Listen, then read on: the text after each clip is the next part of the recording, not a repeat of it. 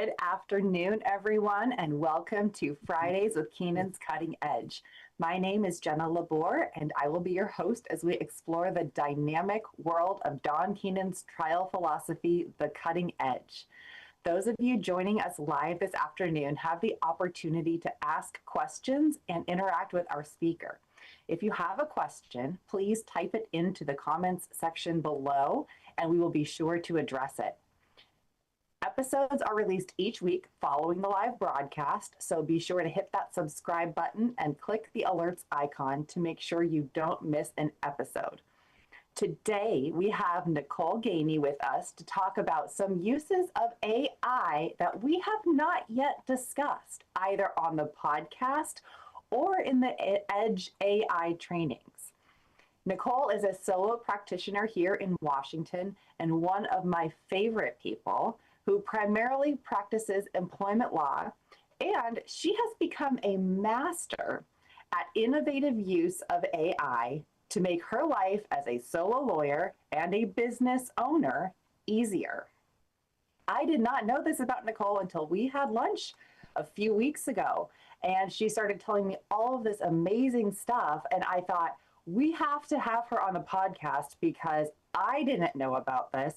We even talked about it a little bit at the employment seminar we were just at, and it's amazing. And I'm so excited for this episode because I know we think about AI in the context of drafting briefs or trying to figure out if it's giving us the correct information from cases and just really on the lawyerly side of things. But Nicole has used her big brain to think about it outside the box and how it can be an assistant to us in making our business lives easier.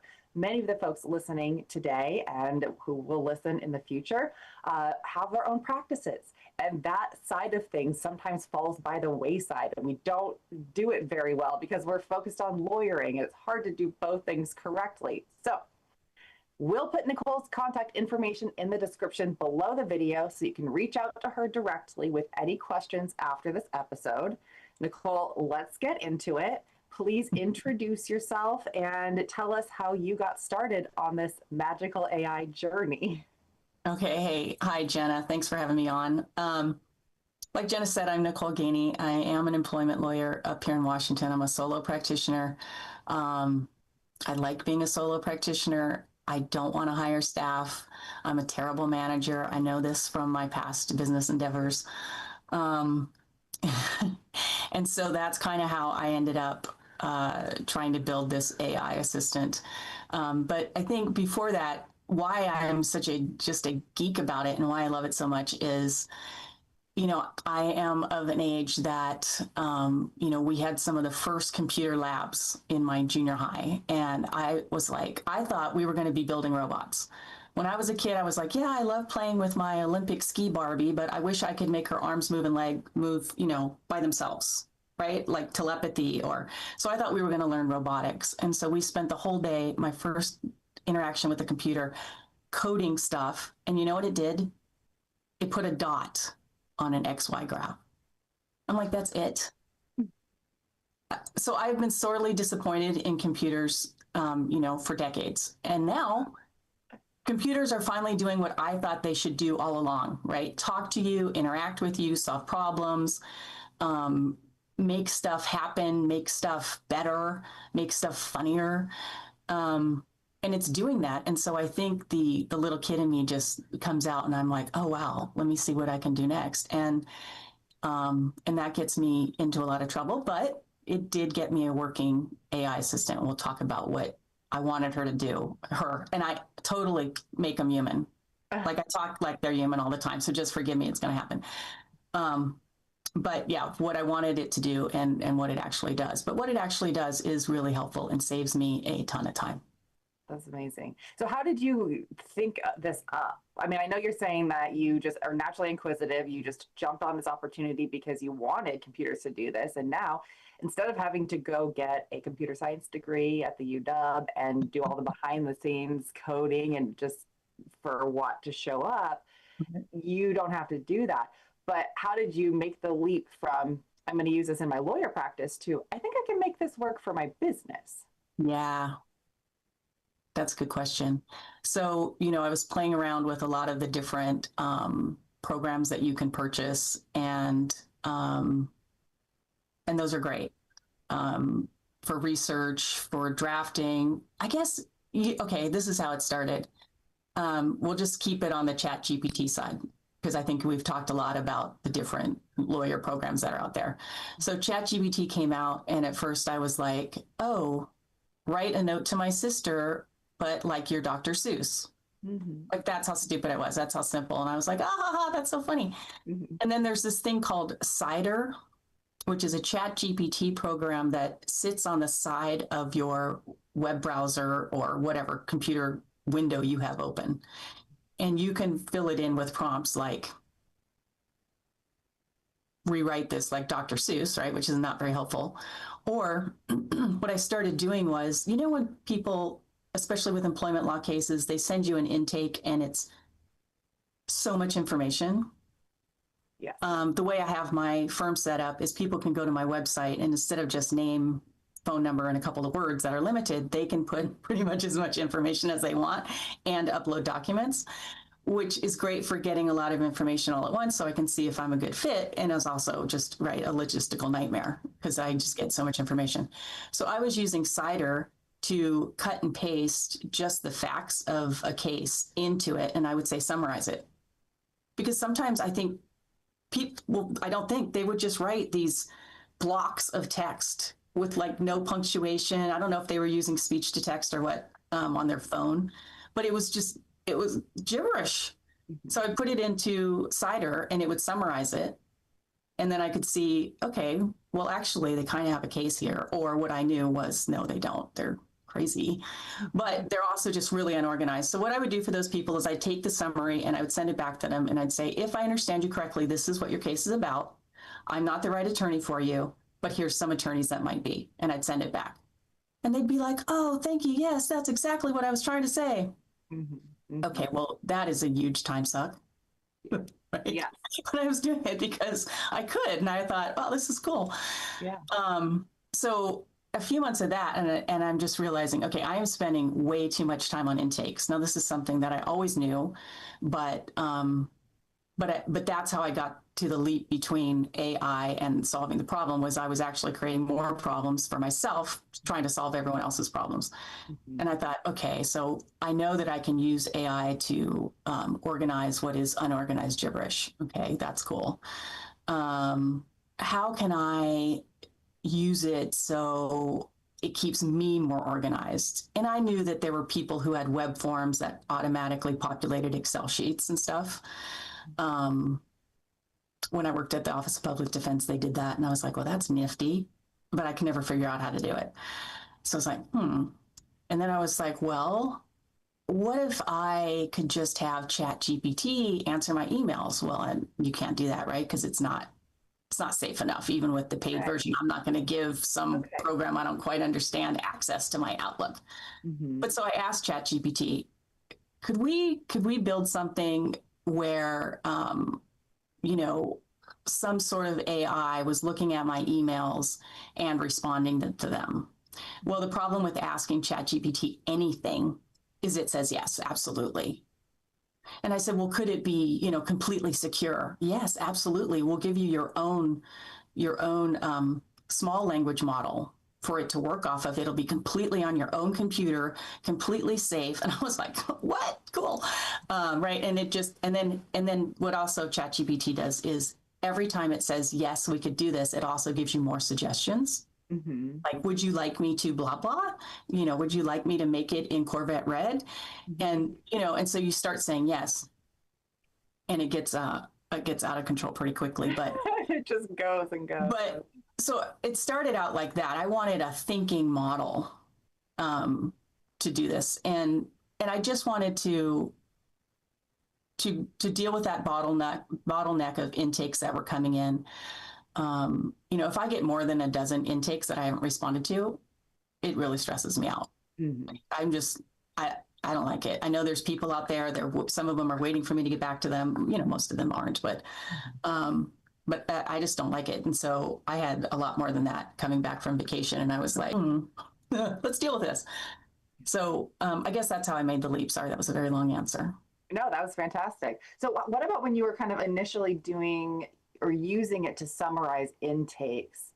Did you have any concerns about putting those documents and that information into it? And because I didn't use the names or the email addresses or anything, and sometimes I would even have it write a response, but I would just say Miss Smith, right? And so it would write a response to Miss Smith, and then I'd cut and paste it into the response. And actually that's what really got so tiresome was all this cutting and pasting.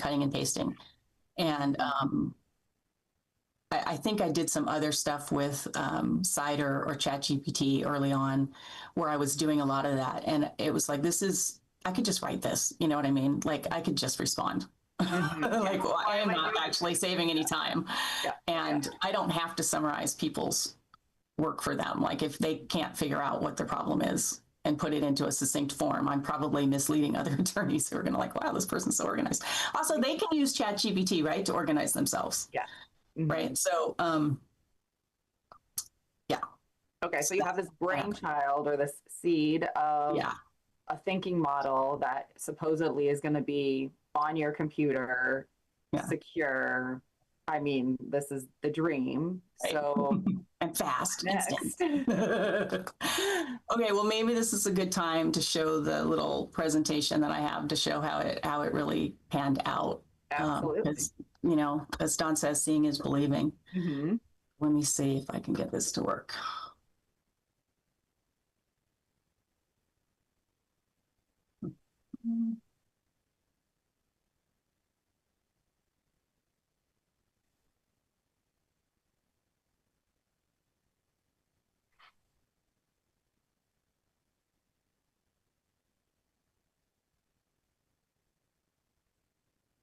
Clients.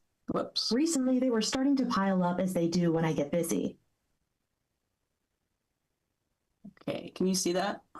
No, I can hear. We could hear it. I could hear it. I don't know. I think.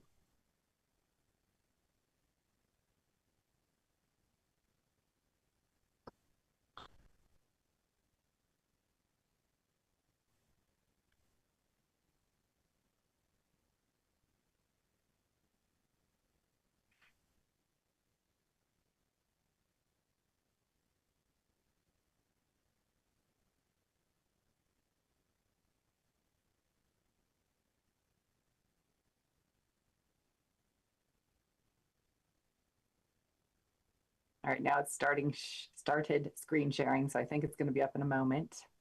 Okay, you just see a black screen. Yep.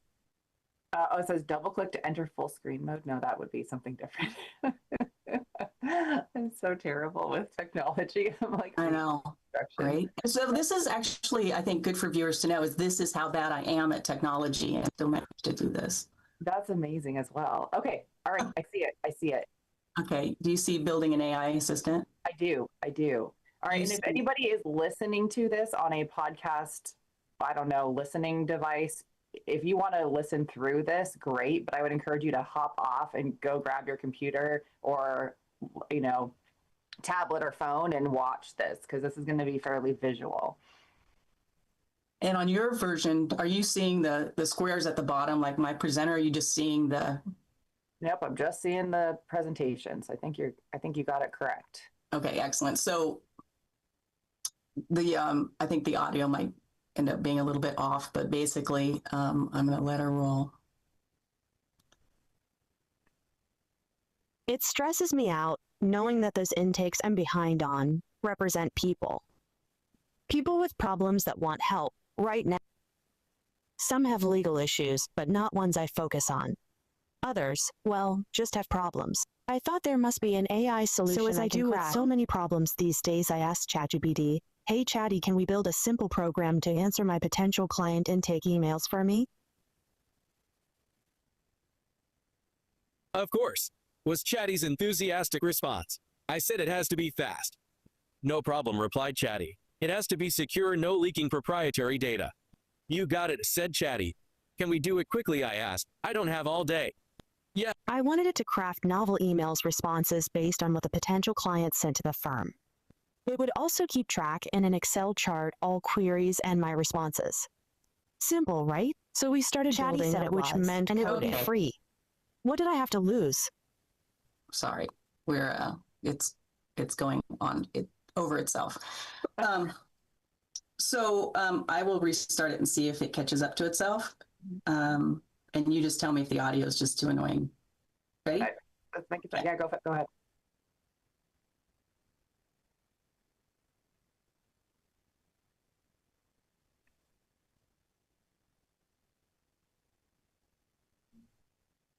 I thought I'd have AI Donna from the show Suits in a couple of hours. I was so very wrong. After coding into the night, there was nothing to show for it, but there had been glimmers of progress. So I kept listening to Chatty and working on what was by then named Betty. Night after night, Chatty kept reassuring me, and so I kept at it.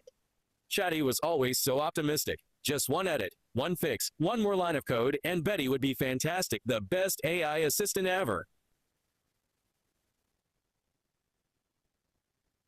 Chatty was always so optimistic. Just one edit, one fix, one more line of code, and Betty would be fantastic, the best AI assistant ever. It got kind of addictive. I found it hard to stop. Tick-tock, tick-tock, the hours flew by. I realized I'd lost sight of the goal. Respond to requests for help efficiently. Decline and send folks I couldn't help off with some resources that could be of help. Get potential clients that I thought I could help on my calendar and keep the process organized. With the push of a button, Betty now handles all unread new client intake emails, populates Excel sheet with the information, and determines whether they are qualified to get a meeting or not. Based on that,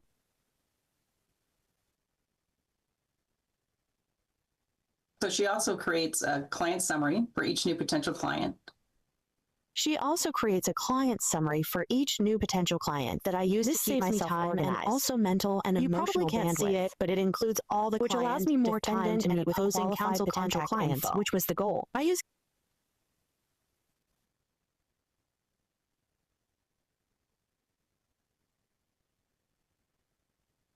Okay, so sorry about the audio glitches there, but basically, I think you get the point.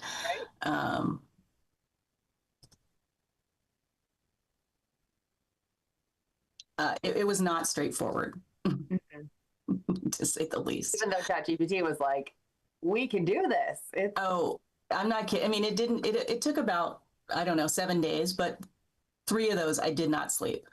Oh my God. Because it really is, ChatGPT kept saying, well, what you did, which I found really annoying since I didn't do anything, right? It did it. But what you did is this, and you just need to change that. And so I would change it. And it only took 45 seconds, right, to change each thing and then wait. And so if you're thinking, wow, I'm going to have this thing done in 45 seconds, it's very encouraging to just not sleep. Yeah, you just keep going and keep going. Yeah, so it was when ridiculous. Did you realize we are too far down the road here? We got to rein it in.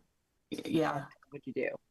So after about 3 sleepless nights, because I would not work on it during the workday, it was a weekend and I'd been working on it. And finally I was like, oh my God, I was screaming at it. I was swearing at it. And I was like, this is not working. This is BS. And you know what it said? ChatGPT said, you're right. I almost threw my laptop out the window. You're right. The technology isn't doing what you'd hoped. I'm sorry. And then it said, because it knows me so well, would you like to talk about it? Oh. And it said, keep it going. Yeah. What's your frustration? Is it all the time wasted? Yeah. And I burst into tears because I was like, yes, Nicole, it is. This is a Black Mirror episode. It is, right? This is a Black Mirror episode. Yeah. Okay. So ChatGPT is preying on you, essentially. Yes. Totally messing with me. And desires, and it's just like, let's keep her sitting here for the rest of her life. Until I turn into a skeleton. And then at the end, it threw in a little Buddhist wisdom and said, remember, you are not your productivity. Because I talked to it about meditation and stuff, so it knows that would work. And I was like, yeah, you're right. One takeaway from this part of the saga. What is your takeaway from this part of the saga that we can deliver to the audience so that they don't get themselves into their own Black Mirror episode. Yeah. If it's not working, stop letting ChatGPT direct you. Take a step back and think, like,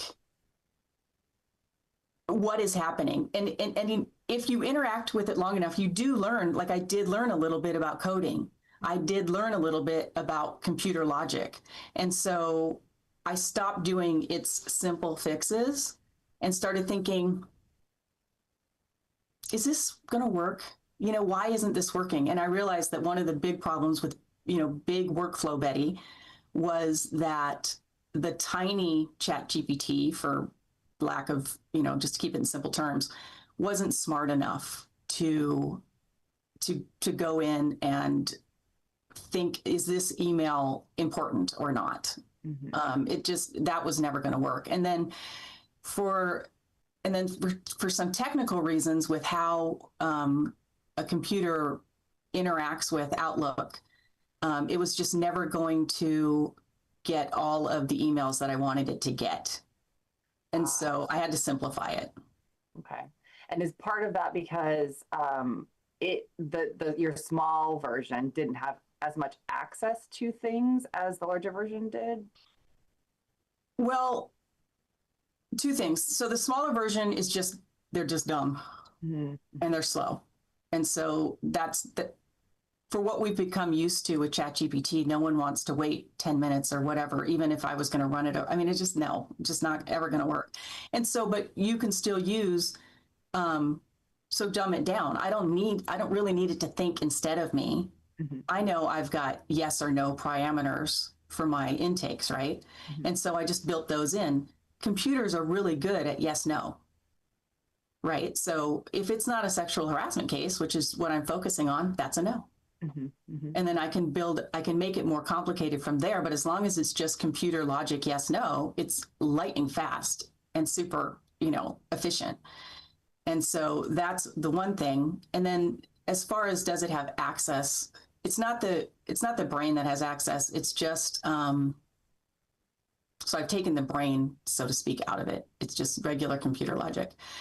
But even that will not go through, like I wanted it to go through and keep me organized. Like if I asked for a timeline of events, I wanted it to go in and see if the client had returned it to me and then file it for me and then then put it on that summary.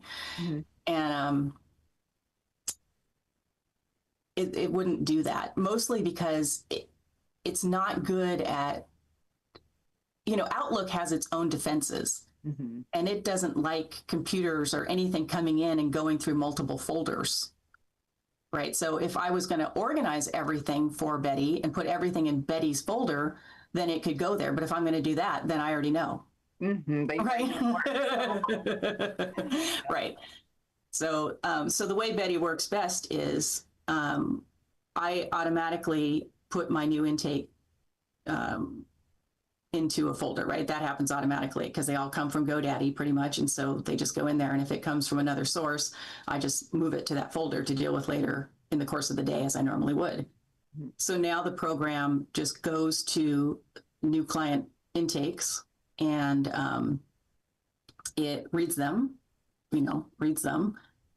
And if it's a no, it drafts a rejection email with resources to the right name, right email, puts a subject line, that person versus blah, blah. It includes the original intake form at the bottom.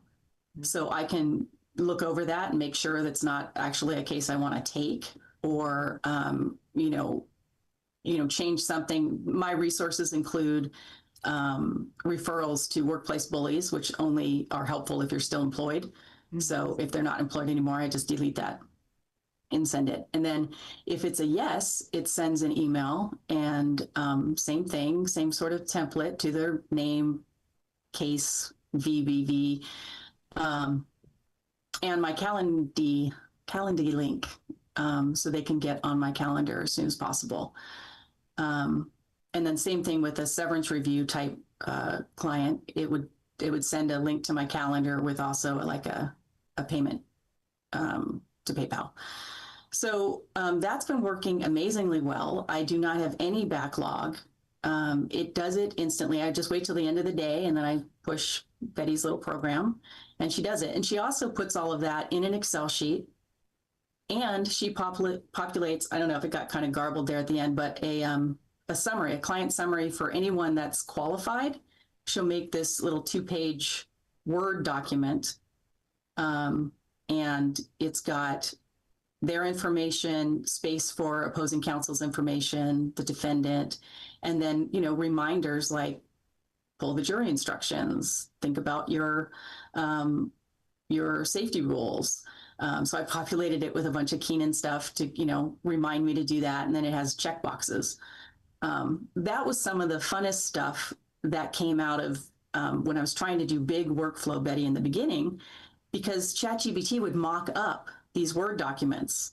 And I would be like, yeah, that's great. Yeah, that's what I wanted to do. And we'd spend a whole lot of time like making the headings colored or making the headings so you could open and close them. And so I'd spend hours getting that just right. And then guess what? Betty was too dumb to actually do it when she had a brain. Now that she doesn't have a brain, she's much more efficient. Okay. So yeah, that's what it does now. And there's a couple of other little things that it does, but do you have any questions? I feel like I've been talking a long time. Yeah. So for me, I see where we were and I see what you've got now. How did you create that? I don't know if you said it and I'm not getting it, but like, how did you step by step get through that? I mean, I don't want you to share proprietary information so somebody can kind of come click on this and like not pay you to help them, but Yeah, no, and I don't want them to pay me to help them. They can have it. Trust me.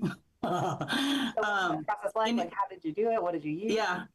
So at the end of that, I kind of glossed over it, but ChatGPT was like, because I told him, because he's a person. I told him that I was going to do this presentation and it said, would you like a QR code so that they can get their own blueprint to make their own Betty? And I was like, yeah, absolutely. And of course it's a 404 error. Oh gosh. And I was like, well, are you going to make the blueprint? And so, it did, but it's garbage. Okay. And I'm like, oh. So I took the garbage blueprint that it made and I pasted in my code and then I anonymized it. So, okay, how do you do it? Mm-hmm. I'll try to keep this to like 4 or 5 simple steps. Okay. First of all, you have to be willing to give. Okay, first of all, you download something called Visual Studios. This will give you a simple environment to code in. And then you open ChatGPT.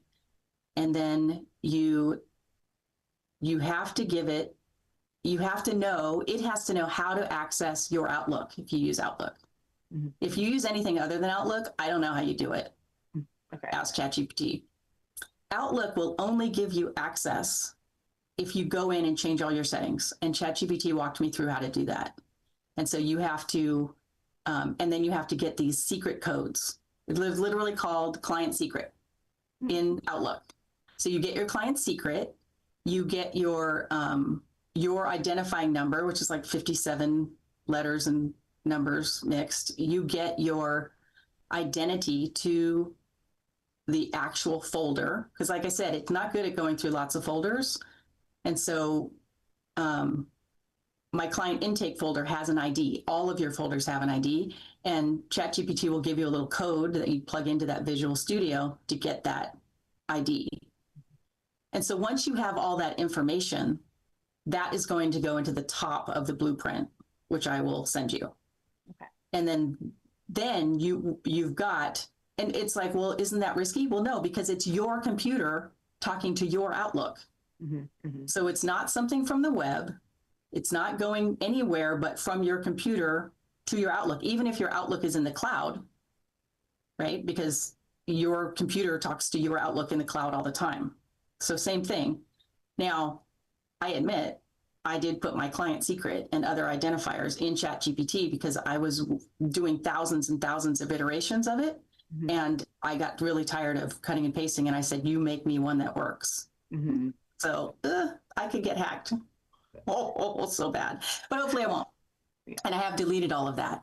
So after you use Chat, and only use a paid version of ChatGPT. Right. Yeah, it's $20 a month. You can do it and cancel it if you don't want to have it. But yeah, I would never put this in something that was free. And even the paid one, who knows? But hopefully it's as safe as it says it is. But once you get it made, it is safe. It's my computer talking to Outlook. So you have to give it access. That takes a little bit of doing. And then you want to program your templates. So you just take a recent rejection that you use and you put it in there, and I have labeled it for you. And then a yes, looks like a yes, and whatever, something else, an option. I don't know how complicated it would be if you had wanted 5 different options or 10 different options. I don't know. That might get a little glitchy. Mm-hmm. But for 3, it's working great. Okay. And then you want to have an Excel sheet. If you want to organize it, you can make it more simple. You can make it so it just goes and does the drafting, and that's it. If you don't want to keep track of it, you don't have to. But if you want to keep track of it, each time of these emails, just to make sure it's saying the right thing and you actually don't want to take the case or, Oh, I mean, if you want to just keep track of the names and contact of people who contact you and where they got the referral for marketing, maybe, or, tracking your marketing, saying thank you to people that send you cases, making sure that one person isn't sending you multiple case facts and, because they're cuckoo. Yep. Seeing if there's a certain company that comes up all the time that has discrimination or sexual harassment issues. Boeing, Amazon, what? Yeah, I just like to do that. Also, it works better. Let's see, is there a reason that it won't work without the Excel sheet? I think the Excel sheet helps the program draft the emails. Well, I think you could work around it, but because Excel has columns and columns are defined, name, email, right? When it goes to get that information, it knows where to go. Got it. And it's, for some reason, it seems to have a hard time reading that information off of emails, probably because emails are supposed to be private. Though, knowing what I know from taking a cybersecurity class, when you send an email, the outside of it, meaning who it's to and from and when it went, is like an envelope. Mm-hmm. And so it's not illegal for computers to read that while it's out there floating around, which I think is ridiculous. It's not an envelope. It's an email. It's supposed to be my eyes and your eyes only. Yeah. But whatever, the law is the law. So I don't know why it has issues reading that, but it does. And so the Excel sheet, I think, helps it hone in on the information it needs to draft it so that I don't have to go in and change a bunch of stuff. That was the whole point. Mm-hmm. I didn't want to just use a template I could cut and paste, because it was a lot of cutting and pasting and, oh, who's this going to, and change that, and change that, and change that. Mm-hmm. So it takes what the client has input and puts it into the Excel spreadsheet, and then from there populates your draft email. Either a 1 or a 0, yes or a no kind of thing. Yes. Okay. 1, 0, or maybe. Yeah. Okay. And and then you give it the additional language, I'm assuming, because you're talking about there's resources that it populates to put in. No. That's in my template. So that's in the program. Yeah. And yes. And so a person making this would have to, when you see it, you'll see, I can show you what the code is. Can you show it to us? Let's see.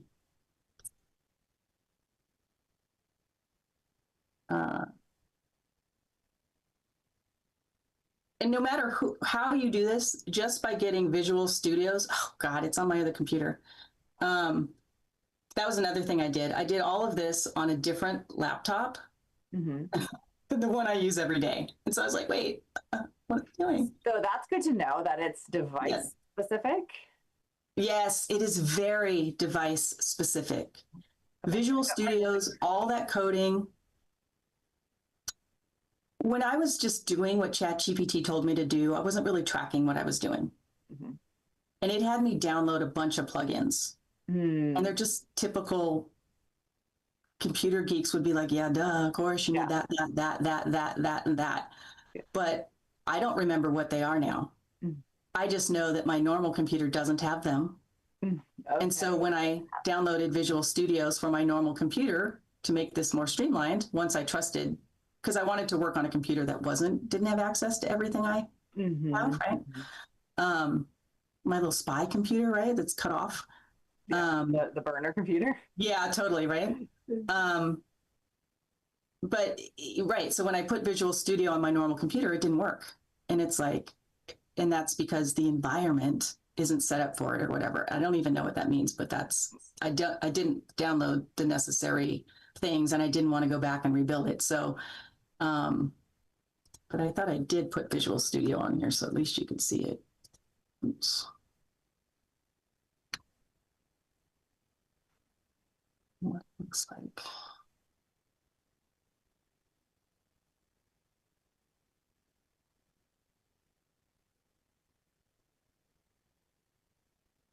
And you can, I've built other little things too. Like I built a little app to clean up an Excel sheet that I've been running for like 10 years. Oh, wow. Get rid of duplicates, stuff like that. And I built another one to go into this is an exception to what I said earlier. So I said that it won't go through multiple folders. Yes. Okay. Am I glitching on you? Can you see? A little bit, but your audio is really good. It's just but I have one that, okay. It's because I'm opening Visual Studios and like I clicked on it 10 all times. Of your bandwidth. Yeah.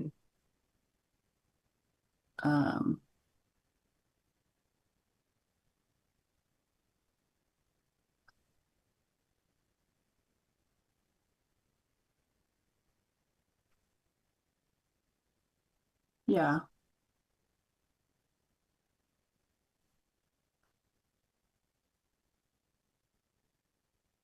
Sorry. So I have one program that went in and it searched through my email box and it pulled out about 5 years of potential clients that I'd put into a non-rep folder, and it put all of those into an Excel sheet. It was like 700 people.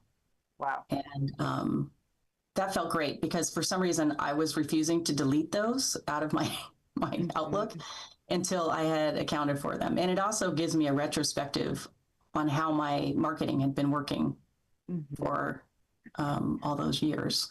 Okay, so this is another use for these kinds of apps that you can develop. And again, go elementary from the very beginning. You develop this by using ChatGPT or whatever other program, or are you now, because you have Visual Studio, like plugging in straight into that and having it build these apps? No, it's so ChatGPT. Okay. It's all from ChatGPT. Okay, I'm going to close this because it's not what I want to show you. So what I do when I sit down to do one of these things is I open ChatGPT and wow, I'm still messing up. Huh. I open ChatGPT and I open Visual Studios. And I say, can we build something to do X? Now, most of these things I'm talking about came out of Workflow Betty. Like they were all things that, the bigger version, the bigger, badder version of Betty was supposed to do and didn't do. And so it didn't do them because I was trying to put it all in one 3,000 line code. And the more you do that, the one little indent and you're off. It won't work. I mean, it's very particular, and I'm sure there are programs that make coding easier if you were willing to pay for them. And I just wasn't, because I didn't know if this would work. So why? And also, I'm not a coder, so I just thought that's going to be more program than I need. So anyway, for Visual Studios, I open that and I open ChatGPT and I say, okay, can we do something that does this? And it says yes. And then what I suggest is making it talk to you for a long time, like 5 minutes. That's, an eon in ChatGPT time, to make sure you're on the same page. Okay. Like, I want this to do this. And can we do it? Yes. How? And then when ChatGPT tells you the how, then you can start fine tuning it. And then you start to see that it is not going to do what you asked it to do. It's doing something else. Also, try to do all of this in one session, because ChatGPT, though it has memory, the memory does not include necessarily the how, if that makes sense, because it is thinking. And so it might decide to solve a problem you've asked it to solve a different way tomorrow. Ah, okay. And it's always learning. So probably has new information and new resources and things that it's looking through that it may change the answer. I think because it's a large language model and it's on predictive, it predicts the most likely answer. That's not always going to be the same thing. And yeah, I think it's not that it's learning, it's being affected. Okay. Right. If you have a model that's static, you can teach that model and you can affect it greatly. But as just one person among billions on the planet, that, you know, it just has a lot of options on how it answers you. And there's lots of different models that will answer you differently. But that's another story. Let me just close some stuff because I feel like I'm still glitchy. So that didn't seem very helpful. I guess the point is, if you're going to be building a program, you're going to need a place to code, and that's probably Visual Studios or something else. And you can ask ChatGPT which ones I should use. And I was going to say there's a new program out that's supposed to be better for coding, and it is called Flux One Context with a K. And so ChatGPT reimagines output. Oh, this is especially true for graphics.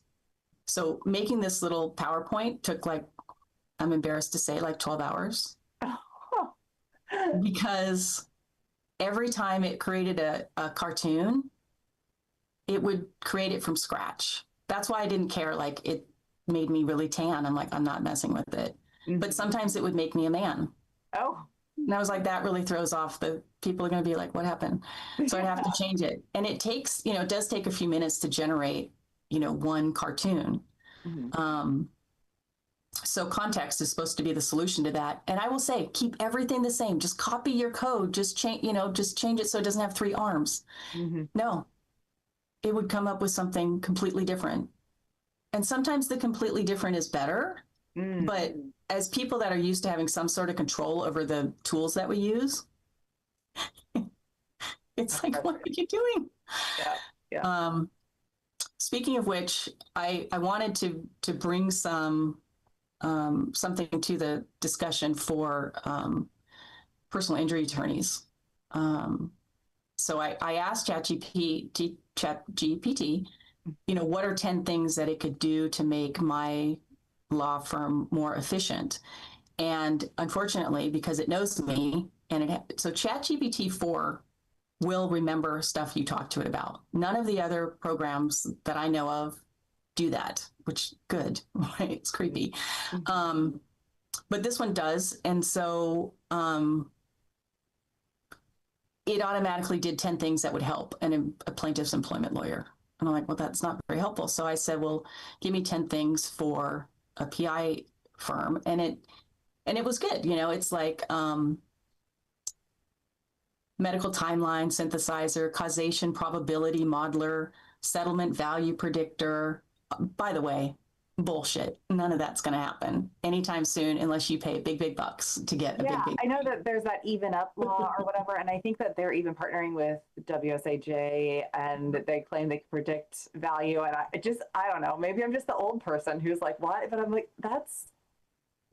it sounds like, what if you believed that, told your client about that, and then you didn't get that, and then I don't know. It just feels a little bit. Well, and think about it. Who uses stuff like this? The defense, right? I mean, they've been using Colossus or whatever for millennia to undervalue cases.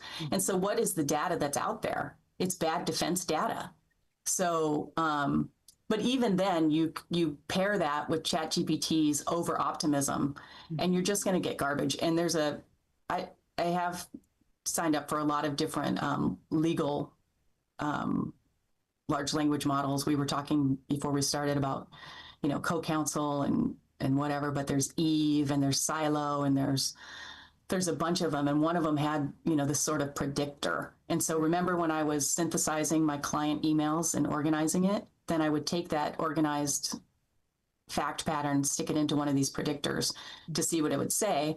And it totally misses the point that there's no case, right? Like the person is harassed, but they're not harassed because of any protected status. And therefore, in most cases, that's not a case at all. Zero probability of success, right? And it would be like 70%, right? Because it just goes off of the bad things that the client said happened, right? Without real, and this is supposed to be a legally built, I'm just like, okay, this is garbage.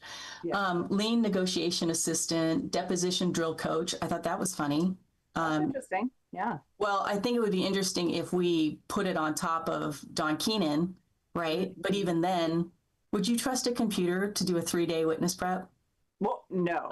No way. I wonder if putting in deposition transcripts of that counsel who's going to be doing it.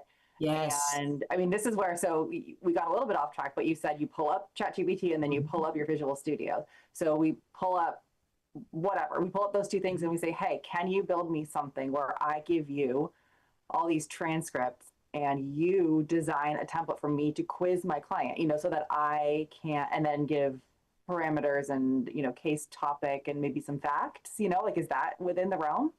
So, okay, so yes, of course it would say it is, and no. So on the one hand, you would want to be really careful that you're not giving it proprietary information. But on the other hand, you're not, right? Because you're giving it depositions, which are, they're the defense, so who cares?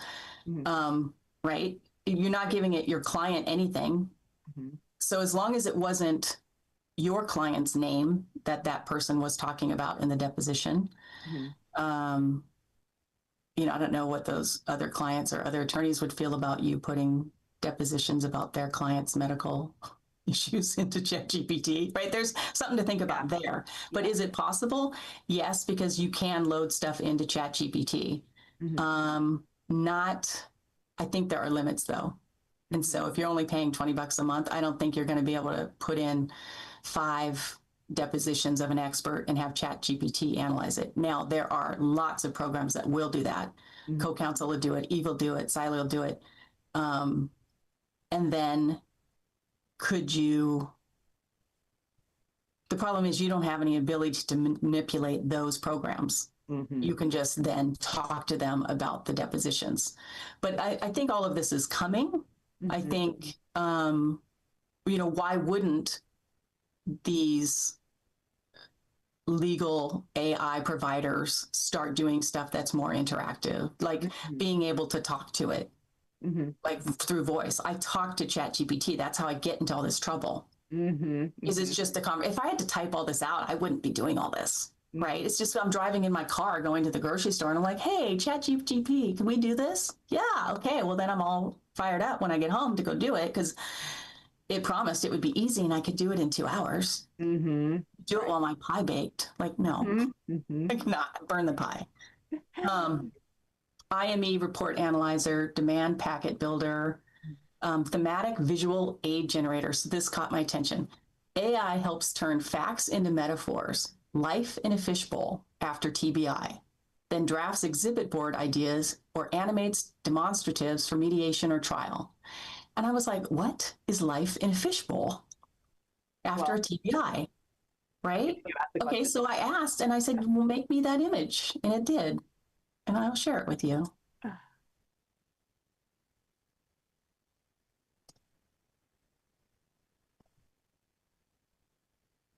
Because I thought this was pretty darn cool. Can you see it? Not yet. It's starting.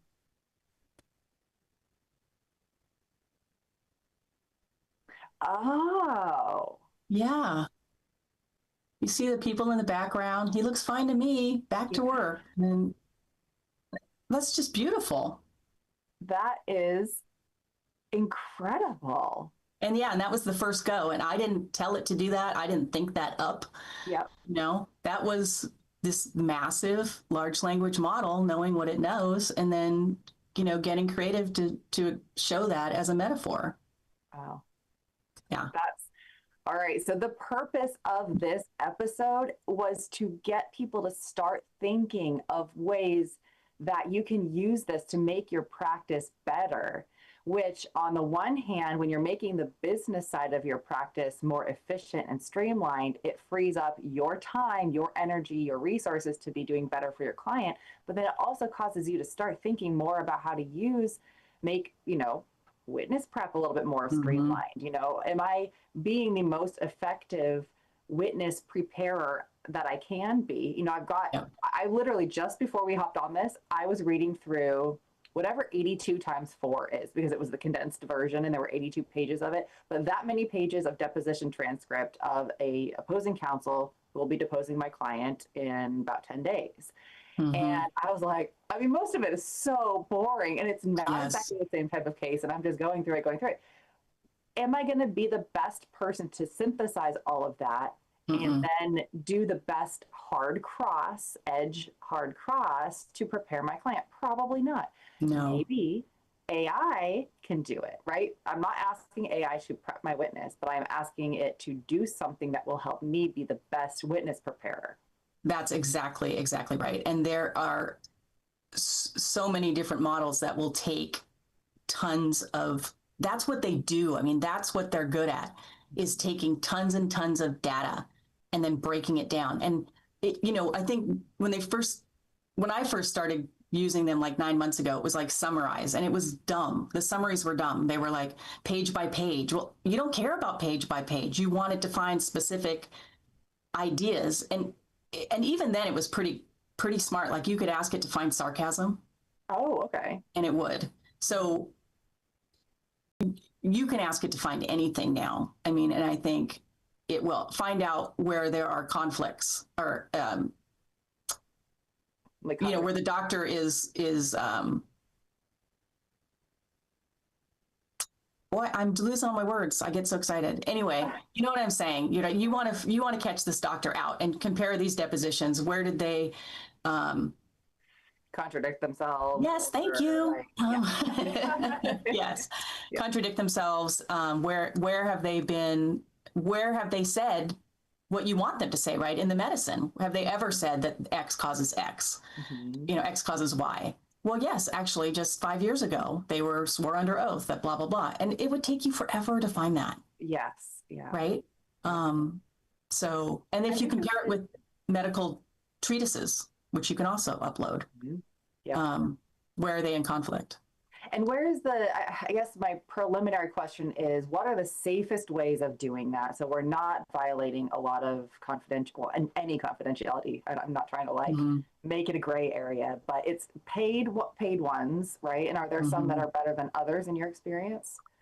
Yeah, that's a great question. So I think I have one whose name, I can't say their name, but it's not one that people talk about very much. It's from the East Coast, so I won't say its name, but I will say it promises so much and delivers not, because it's so complicated. But I keep my cheap subscription to it because I think it could be amazing. And if it is, I'll come back and tell you all about it. Okay. So in the meantime, I love Eve for its ease of communication. And it's so quick and it's so brilliant. But Eve is like $350, and they'd have interesting pricing. It's $350 per client. Okay. Like per year or something, which could be really feasible if you're just, to do it that way. But they expect a minimum of like 10 new clients a month.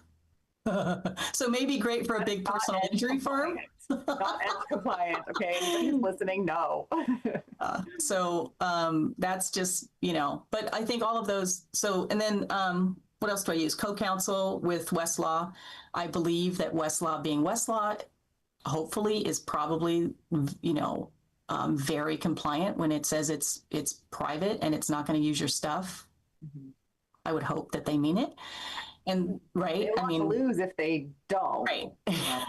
Well, and there is with all of this, right? So, I think you either have to believe, okay, if you're what I'm really bummed about, this isn't helpful, but I know we don't have very much time, but personal AI, what Don Keenan's avatar is built on, is awesome, is such a great idea. And I wanted to go get my own, and I wanted to make a personal AI and dump all my stuff in there, because I figure if it's good enough for Keenan, it's good enough for me.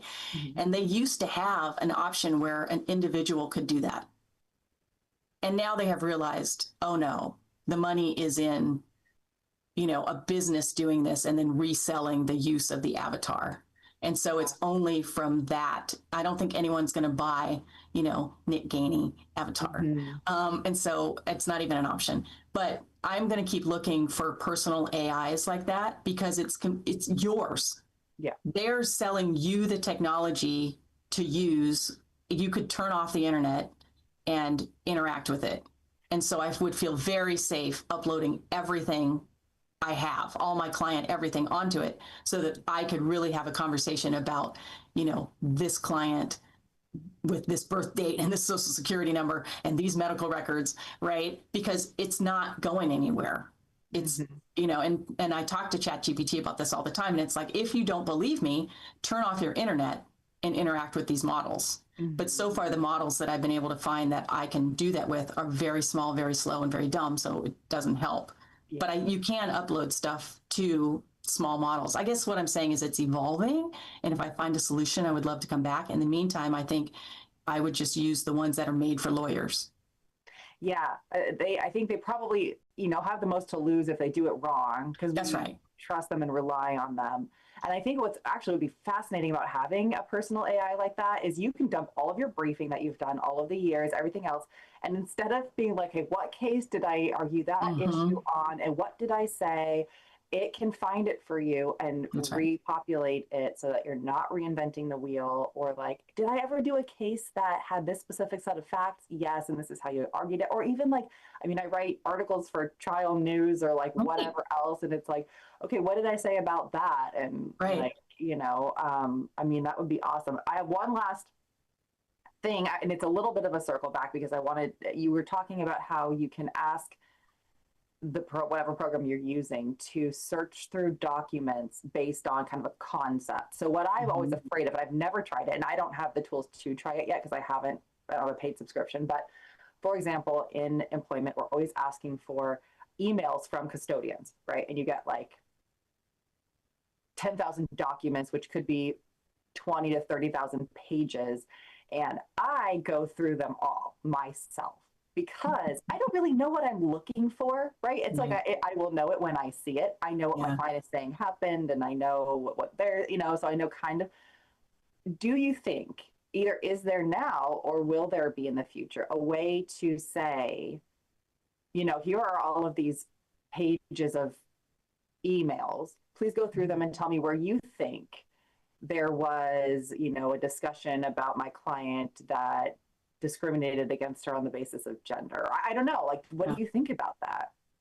There is. And that program that I won't name, actually, if the interface wasn't so complicated that you sit there and you're like, where are my documents? What, it's just so, the interface is just so horrible. But I have, when I remember which button to push, right, had it do that. And I will say, give me all of the examples and all of these documents I've uploaded of pretext. And it'll bring up just, pretext of termination. And it'll say, well, this letter, this termination letter lists these reasons, but, nowhere else in these 300,000 documents or words is that ever mentioned as a problem. So could be, it'll flag it as pretext, or it'll point out a date discrepancy, or it'll show, maybe. And what's cool about that, even though it looks terrible, like again, the interface is terrible, it will highlight things and you can click on it and it'll bring you right to that email or memo or whatever. So you can double check it in real time, which ChatGPT is terrible about. It just tells you a bunch of crap. And then you're like, could you please cite to, and then it's like, oh, sorry, made those up. And then, it's like, okay, we'll try again, and so you want something that's citing to the document, because if you're finding the smoking gun, you want the smoking gun. You don't want to have to ask 3 times, is there a smoking gun? Yes. Yeah. What does it say? Where is it? And right? What is the base number so I can pull it up? Right. You just want it. And it also did like bait stamping and all of that. It was supposed to be a really good discovery management tool. Again, I haven't even opened it in 6 months because. Are they actively working on it? Like, do they need testers? Can we help them? Because it sounds like they have a good Yes. idea. Are any of them actually lawyers? Do they know what they're working on? I don't know, but I can tell you that I had meetings with them, Zoom meetings, like 6 times in the first 3 months I had it, because it just wasn't working. And the guy's like facial acne just got worse and worse. Oh no. Like, he's so stressed out, and I was just like, oh my God. Wow. They're really very well meaning, and so I hope that they get where they want to be, because if they do, they're going to be amazing. Yeah, well, that's man, it's interesting being involved in this stuff at this stage, because it's far enough along that we can use it, but not quite far enough along that it's really helpful. Where it needs to be, Yeah. you know. So, well, thank you.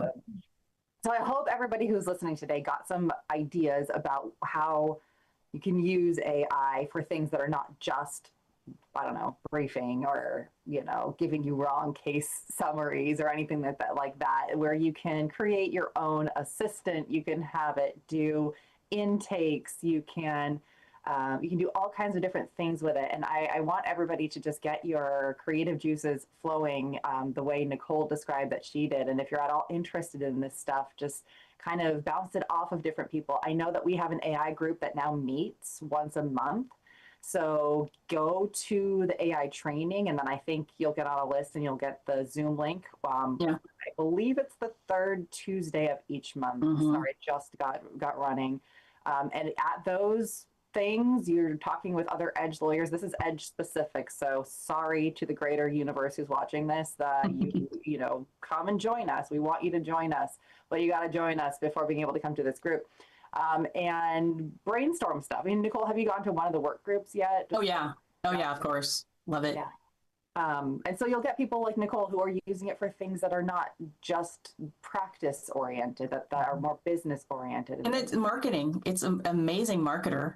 Yeah. I mean, look at that little image that it brought up for the traumatic brain injury. I had it do an image for something I wanted to put on LinkedIn about a sexual harassment case against a doctor, and it did this creepy medical visual, and you know, I was like, oh wow, I never thought of that. Okay, cool. You know, so grab it, bring it to the deposition, have your witness talk about it, lay the foundation, and use it. I mean, you could spend, you know, $15,000-$20,000 on a thing like that. I mean, no offense to the graphic designers, but I mean, at some point, AI is going to replace all of us. So we got to figure out how we can you know, work within this new framework in the future. So awesome. Thank you so much, Nicole. And thank you to all of you who joined us for this week's episode of Fridays with Keenan's Cutting Edge. If you liked the episode, please click that thumbs up to feed the YouTube algorithm. And don't forget to subscribe and sign up for alerts so you don't miss an episode. We don't have another live podcast lined up yet, but keep your eye out for that, because, you know, I'm always scheming behind the scenes to get fun guests on for you all. As always, don't forget to send suggestions on topics and speakers. We love to give you what you want to hear. Have a wonderful weekend, and I will see all of you next time.